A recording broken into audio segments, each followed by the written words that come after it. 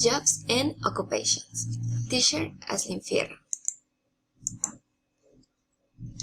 The objective. 1. Differentiate the names of job and occupation in English. 2. Can pronounce names of job and occupation in English. And 3. Write correctly the names of job and occupation in English. I will review the profession in English with their respective pronunciation.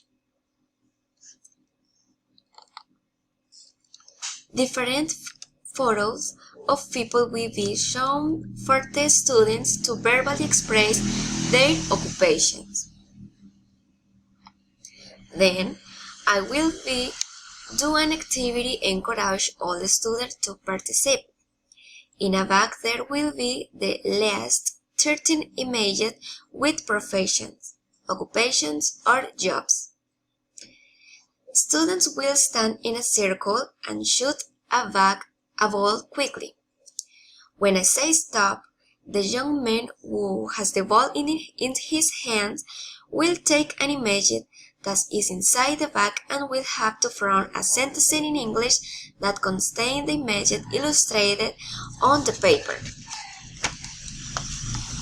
For another activity as a second option, they will form pairs with all the students. Each couple will be given a dialogue so that they can review it and try to learn it by heart. Then they will express it in front of the class. In this way, I can evaluate their pronunciation, rating the professions down. Thank you and bye.